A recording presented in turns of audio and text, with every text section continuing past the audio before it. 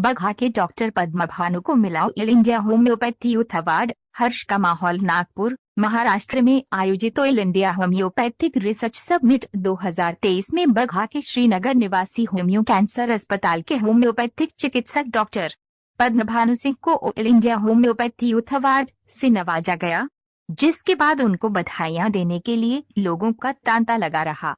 प्रसिद्ध हास्य अभिनेता गुर्फी पेंटल ने सम्मानित किया है।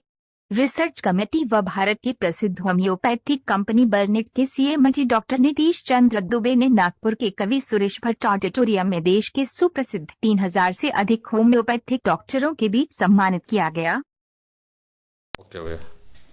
मैं doctor Padma Bhanu Singh, homeo cancer से चिकित्सक, होम्यो सेवा हॉस्पिटल बगहा बिहार से। एक देश के नामचीन जगह नागपुर में all India homoeopathic research summit 2023 जो 18 और 19 मार्च को संपन्न हुआ, उसमें मुझे एक वरिष्ठ चिकित्सक के रूप में यूथ आइकन अवार्ड से सम्मानित किया गया।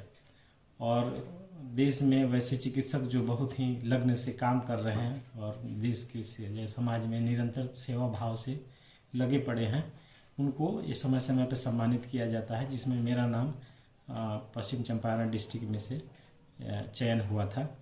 और इस जो अवार्ड समारोह में देश के नामचीन राजनीतिक और सिने स्टार जैसे नितिन गडकरी, अश्विन चौबे जी मंत्री और परिवहन मंत्री लोग शामिल थे। और इसमें उन सिने स्टार के द्वारा मुझे यह अवार्ड सम्मान प्राप्त करने का मौका मिला। और वहाँ मेरी एक बहुत ही ज़बरदस्त स्पीच रिकॉर्ड किया गया, जो सोशल मीडिया पे बहुत ज़्यादा वायरल हुआ है। और उस मुद्दे पे यह बताया गया मेरे द्वारा कि बिहार एक होम्योपैथ में अग्रणी स्थान हासिल कर रहा है और एक होम्योपैथिक स्वतंत्र कैंसर हॉस्पिटल रन करा रहा है, जिसके बाद वहाँ पे तालियों से गड़गड़ाहट से मुझे मेरे स्पीच को बल दिया गया और अप्रिशिएट किया गया। और ये भी बताया गया मेरे द्वारा कि नए न्यू कमर्स जो होम्योपैथ लोग को रुझान क्यों होना चाहिए, अगर वे पढ़ाई कर लेते हैं तो उनको क्या टिप्स होना चाहिए ताकि वे सक्सेसफुल प्रैक्टिशनर वर्ग के समाज में उभरें और वे भी समाज का भला कर सके। इस तरह से मेरे बगहा का नाम रोशन हुआ। मुझे बहुत खुशी है कि बगहावासी और समाज मुझे इस कदर बनाया और अपने सेवा करने का मौका दिया। इसलिए मैं तहे दिल से पूरे बगहा वासियों का आभार प्रकट करता हूँ। इस कार्यक्रम को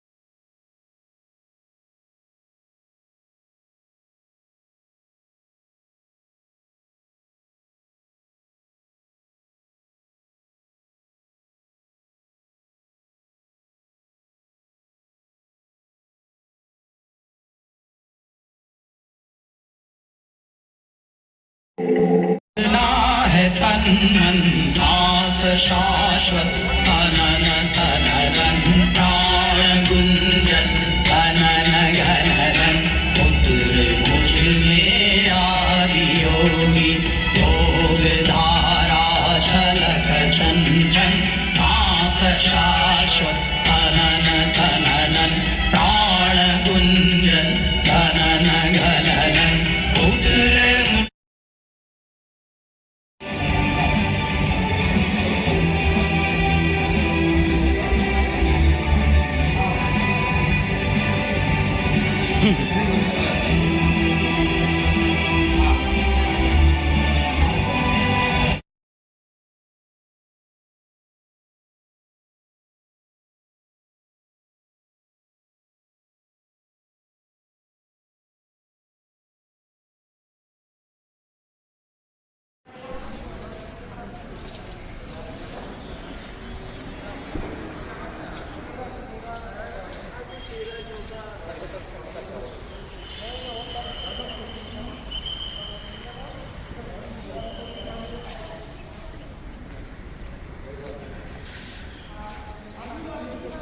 परवेज जी हाय कीजिए।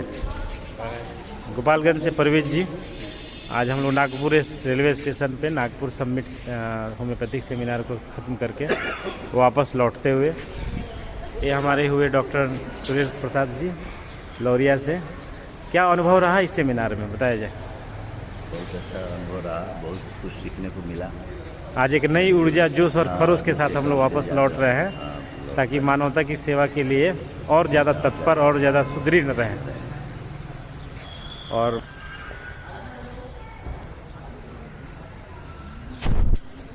मैं myself doctor Padam Bhanu Singh from Bagaha. और आज हम तीनों फिर से जवान हो चुके हैं कार्य क्षेत्र में आने के लिए और फिर एक नई ऊर्जा के साथ समाज में बेहतरी लाने के लिए हम लोग अपने अपने क्षेत्र में कार्यरत होंगे।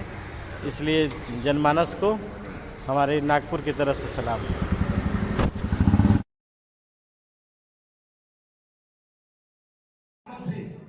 कैंसर अस्पताल है बिहार में। मैं पहले सुना था पदम भानु जी, तो मुझे लगता था कोई बुजुर्ग होगा जिसके यहाँ कैंसर के लिए बाहर से पेशेंट लाइन लगा के आ रहे हैं। और आश्चर्यजनक ये है, एविडेंस के साथ वो बता रहे हैं कैंसर ठीक हुआ। महावीर कैंसर संस्थान के डॉक्टर बोल रहे हैं कि होम्योपैथी में पदम भानु जी ने इस कैंसर को ठीक कर दिया। कैसे हो गया डॉक्टर साहब? हमने होम्योपैथी में ऐसे ही होता है, कोई समझा ही नहीं पाया ये कैसे होता है। तो ऐसे समझाने वालों को मैं यहाँ पर लाने की कोशिश कर रहा हूँ। ये निश्चित रूप से होम्योपैथी के बड़े वर्ग के लिए मैं क्रिमिनल घोषित हो जाऊं कल से, लेकिन अगर आपकी तालियों की गड़गड़ाहट हो तो मैं ये करूंगा।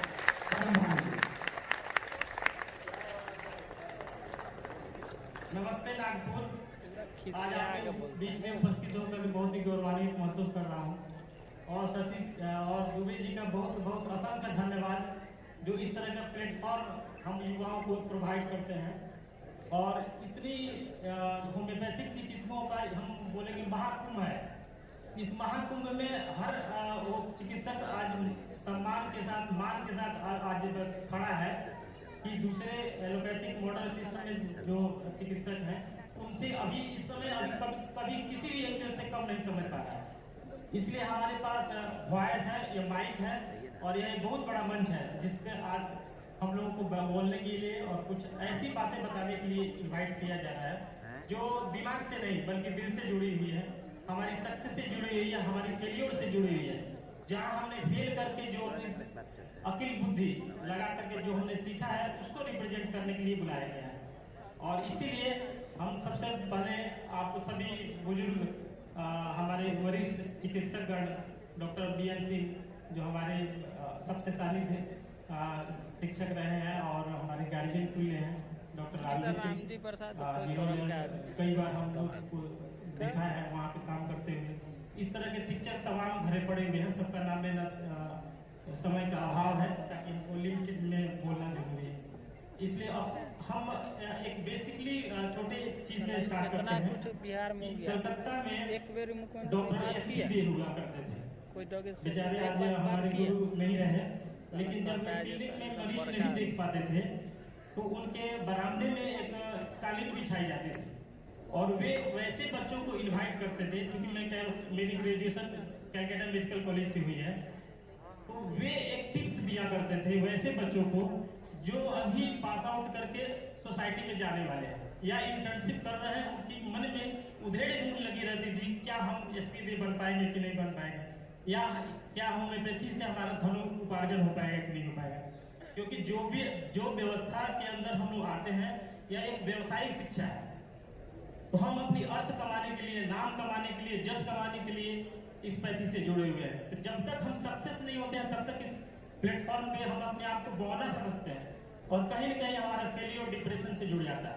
जब भी हम इतने बड़े मन से हम लोग एजुकेशन की बात करते हैं, क्लासिकल होम्योपैथी की बात करते हैं, तो बच्चा पीस के रह जाता है, मन मसोट के रह जाता है। ऐसा लगता है कि वो पाप कर रहा है। अगर उसने एक सिंगल मेडिसिन और मिनिमम पोटेंसी मिनिमम डोज को फॉलो नहीं किया तो वो क्राइम कर बैठेगा। इसलिए उस बच्चे को जहां उसको पानी देने की जरूरत है, यूरिया देने की जरूरत है और सोसाइटी में आगे खींच के ले जाने की जरूरत है, वहां भी इतने बड़े बड़े कॉम्प्लेक्स लेक्चर सुन करके हम लोगों ने अपने आप को डिप्रेशन लेवल पे जाते हुए देखा है। इसलिए हमको इस बात को फील करते हैं कि वैसे बच्चे जो अभी मार्केट में उतरने वाले हैं इंटर्नशिप करके, वे कभी नाराज मत हो। और मैं उस डॉक्टर एसपी दे के टिप्स की चर्चा जरूर करूंगा, ताकि मुझे उस डिप्रेशन से निकाले थे। तो उनका कहना था कि बच्चे तुम प्योर वर्ड को भूल जाओ, क्योंकि यह तो तुम्हारी बस की बात होने से रही, और जब तक तुम 5 साल 10 साल प्रैक्टिस नहीं कर पाओगे तब तक इस प्योर वर्ड का तुम मतलब भी नहीं जान सकते हो। इसलिए अपनी प्रैक्टिस के दौरान सबसे पहले तुम किसी मरीज को एक कीन ऑब्जर्वेशन के थ्रू आप देखो, और वो ऑब्जर्वेशन क्या हो सकता है उन्होंने बताया कि जब तुम्हारे कोई पेशेंट इंटर करता है गेट से और तुम्हारे तक पहुंचने के बीच में कम से कम उसके पास 10 फीट 12 फीट या 15 फीट का स्पेस होता है, तो आप कीन ऑब्जर्वेशन से उस पेशेंट को वन साइडेड केवल देखो, क्योंकि वह पेशेंट उसी समय सिम्टम्स डिस्प्ले करेगा। और यह आपको ऑब्जर्व करके रखना है कि जेस्चर, पेशेंट का पोस्चर, लुकिंग, एटीट्यूड, और उसका फाइनली जो सीट पे बैठ जाएगा तब वह वर्ड आपको देगा। यानी एक वर्ड जब प्रेजेंट कंप्लेंट देने के पहले वो 5 सिम्टम दे चुका रहता है। इसलिए कभी भी कोई पेशेंट अगर कुछ नहीं बोलता है, इसका मतलब है कि वो कम से कम 5 तरह से सिम्टम रिप्रेजेंट किया है, आपने पकड़ा है कि नहीं पकड़ा है आपकी प्रॉब्लम है। इसलिए एक फिजिशियन को कीन ऑब्जर्वर होना चाहिए, और इस जेस्चर, पोस्चर, लुकिंग, बिहेवियर और एटीट्यूड की तरफ हमेशा ध्यान दे करके आपको जब वो बैठता है तो उसकी तकलीफें सुनो, और उस 2-4 सिम्टम पे मोस्ट प्रोबेबल एक्साइटिंग कॉज की तरफ हाईलाइट करें, ताकि आप उसके जो प्रेजेंट कंप्लेन है उसको रिलीफ दिया जा सके। अगर आप उस सिम्टम्स के एक्साइटिंग कॉज को पकड़ लेते हो तो आपके इलेंस की में 5 साल में जितनी पढ़ी दवाइयां हैं उसमें कोई ना कोई दवाइयां आपको मिल ही जाएगी, और उस सिम्टम्स एक्साइटिंग कॉज के आधार पर 2 सिम्टम मैच कराओ और दवा दे दो। तुम्हारी प्रैक्टिस अगर 3 महीना में स्टेबल नहीं हो जाए, वह पेशेंट रिकरेंट आना ही चालू कर दे, अगर ऐसा होते रहा तो 3 महीना क्या 3 साल में तुम एस्टेब्लिश्ड फिजिशियन बन जाओगे। उसके बाद अपनी प्रचार क्रोनिक सिटी में या बड़ी बड़ी बीमारियों ठीक करने में आप करते हैं। इसी दौरान यह बात को हमने रियलाइज करके हमने पेशेंटों को डिटेल्स टेस्टिंग करना चालू किया, लेकिन on the way of prescription इसी पे हम लोगों ने फॉलो किया। जब हम अपने रूटीन प्रैक्टिस में आए अपने घर पे, तो मेरे पापा जी एनजीओ हॉस्पिटल चलाते थे वन विकास भारती के द्वारा। उसके बाद वह हॉस्पिटल 19 जनवरी 1999 को वर्तमान राज्यपाल सुंदर सिंह भंडारी द्वारा उसको उद्घाटित किया गया, और बहुत ही बड़े लेवल पे उसका नींव भी हुआ। उस समय हम क्लास उस समय मैट्रिकुलेशन में थे, और इसी दौरान हमने डिसाइड किया कि होम्योपैथी को स्पेशलाइजेशन की तरफ ले जाना है, और यह स्पेशलाइजेशन जब तक नहीं होगा तब तक हमको सोसाइटी आइडेंटिफाई नहीं कर पाएगी, नहीं तो हमको चिकित्सा करेंगे। तो उस समय हम लोग 2009 में पास आउट करने के बाद हमने आकर के उस हॉस्पिटल के एक विंग्स तैयार किया और होम्योपैथी कैंसर हॉस्पिटल के नाम से एस्टेब्लिश किया, और उसके अंदर जैसे ही 16 नंबर केस रजिस्टर्ड हुआ मेरे अंदर और हमारे गुरु के चलते, तो वो 16 नंबर केस विदिन 18 मंथ वो क्योर्ड एस्टेब्लिश होता है। और यह एस्टेब्लिश मात्र 2 मेडिसिन से होता है। फर्स्ट चॉइस ऑफ मेडिसिन था नेट्रोम्यूर 0/2, और सेकेंड 1 ईयर आफ्टर सल्फर में कन्वर्ट होता है सेकेंड प्रिस्क्रिप्शन, और वह 6 मंथ चलता है। और पेशेंट अचानक पान गुटखा खा के आता है मेरे से और बोलता है कि सर हमको दवा दीजिए, तो अचानक गुस्सा हो जाता है कि आदमी जिस कैंसर को बचा रहा है उसको एडिक्शन करके आ रहा है। तो वो बोल रहा है कि सर आपको डॉक्टर तो होंगे, आपको पता है कि हमारी बीमारी ठीक हो रही है कि नहीं होगी, लेकिन मुझे पता है कि हम ठीक हो चुके हैं। अगर आपको विश्वास नहीं है तो मेरा टेस्ट करा के देख लीजिए। और इसी समय गुस्सा पे मैंने उसको टेस्ट लिखा, FNSC बायोप्सी गाइडेड में CT स्कैन करवाया, और गोरखपुर के लाइफ लाइन पैथोलॉजी से जब रिपोर्ट लेकर के वो नहीं आ रहा है, उसका बड़ा भाई आ रहा है, क्योंकि डॉक्टर से तो आवेग में बड़ी बातें कर चुका है। लेकिन जब इस 2 मेडिसिन के बल पे 1.5 साल इलाज चलने के बाद जब वो केस वापस उसके भाई द्वारा आया तो टोटली निगेटिव था, और उसकी सारी डिटेल्स हिस्ट्री हम आपको बुकलेट में सारी फॉलोअप दिए हैं। इस तरह करके पहला केस 16 नंबर, 31 नंबर केस मेरा आपको ग्लियोब्लास्टोमा था, 1 क्योर हुआ, और यही से हमारी कैंसर की जर्नी चालू होती है। और दैनिक जागरण जैसे अखबार में मेरे फर्स्ट पेज पे वो केस प्रिंट होता है, और प्रभुनाथ यादव से हारा कैंसर करेगा, होम्योपैथी से कैंसर ठीक करने का दावा। और वहीं से हम लोग नेम फेम पाते हैं और एक हॉस्पिटल को एक बड़े रूप में ले जाते हैं। और आज हॉस्पिटल के अंदर तकरीबन हमने 7000 ऐसे कैंसर को सक्सेसफुली ट्रीट किया है जो मार्केट में नॉर्मल लाइफ स्टाइल में वापस आ चुके हैं। कुछ की कैंसर ठीक हुई है, कुछ की कैंसर लाइफ वापस आने के चलते आज कैंसर मौत का दूसरा नाम नहीं रहा हमारे यहाँ। यानी आज हम एक बहुत ही बेहतर विकल्प के रूप में मॉडर्न मेडिसिन के पैरेलल खड़े हैं कि अगर आप वहाँ पे आपको भगाया जा रहा है, आपको मरने के लिए छोड़ा जा रहा है, तो आप होम्योपैथी में आइए और एक जीवन की यहाँ आपकी आशा है कि जी आपकी लाइफ रिस्टोर हो सकती है। अगर ठीक भी नहीं हो तो आपकी लाइफ एक लंबे समय तक बढ़ सकती है। इसी आवाज के साथ हम उस नौ युवाओं को एक संदेश देना चाहते हैं कि थोड़ा सा प्रयास कीजिए, थोड़ी सी कोशिश कीजिए और थोड़ा सा हिम्मत रखिए और आगे बढ़िए और आपको अपने अंदर स्पेशलाइजेशन की तरफ ले जाइए। जैसे मैंने अपने को कैंसर की तरफ चुना है, हो सकता है कोई न्यूरो की तरफ जाए, कोई ऑप्टोमेट्री की तरफ जाए। यानी होम्योपैथी को स्पेशलाइजेशन की तरफ जब तक नहीं ले जाएंगे तब तक हम लोग डेप्थ नॉलेज की तरफ नहीं सोच सकते। यानी होलिस्टिक अप्रोच तो लेना ही है, सब मरीज को देखना ही है, लेकिन अपने को किसी एक बीमारी की तरफ स्पेशलाइजेशन की तरफ ले जाना है ताकि सोसाइटी कहे कि अगर आपको कैंसर है तो फलाना डॉक्टर कैंसर का इलाज करता है, तब ना हमारे भाई बंधु सब उसके इसको रेफर करेंगे दूसरे डॉक्टर के पास। आज हम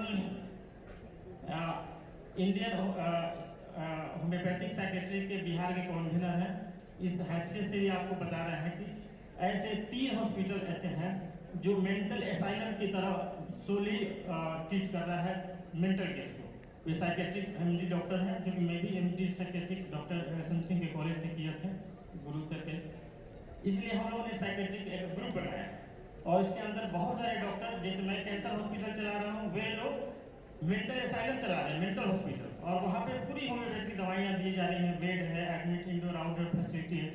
इसलिए हम लोग को लगता है कि आने वाले वैसे यंग यूथ अपने आप को अगर इस तरह से स्पेशलाइजेशन को प्रमोट करे तो होम्योपैथी को आकाश में जाते हुए देर नहीं लगी। इसलिए आप सब लोगों को यहीं पर अपनी वाणी को विराम देते हैं। जय हनुमान, जय भारत।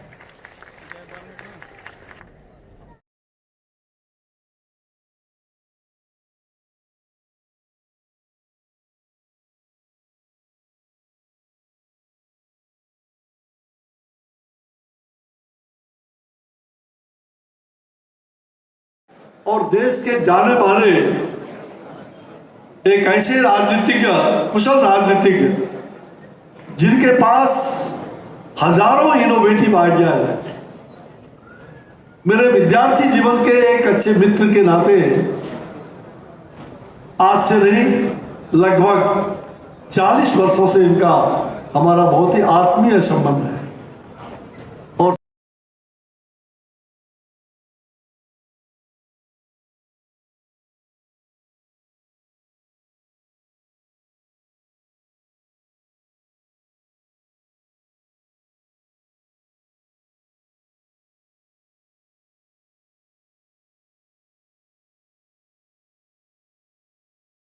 सर, आपके बारे में ये अफवाह है कि अजय देवगन साहब को आपने अपना फैमिली डॉक्टर रखा हुआ है। बिल्कुल सही है। कैसे सर? उसको जो नॉलेज है ना, अच्छा, दवाइयों का, अच्छा, और होम्योपैथी का, अच्छा, एक तो मेरा छोटा भाई है, ऊपर से मेरा मैं डॉक्टर ही बोलता हूँ, अच्छा, डॉक्टर अजय।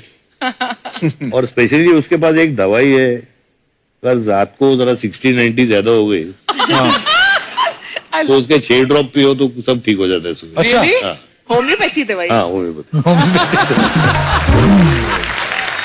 कितनी आपके, ओके सर, आपके बारे में कैसे सर? उसको जो नॉलेज है ना, अच्छा, दवाइयों का, अच्छा, और होम्योपैथी का, अच्छा, एक तो मेरा छोटा भाई है, ऊपर से मेरा मैं डॉक्टर ही बोलता हूँ, अच्छा, डॉक्टर अजय।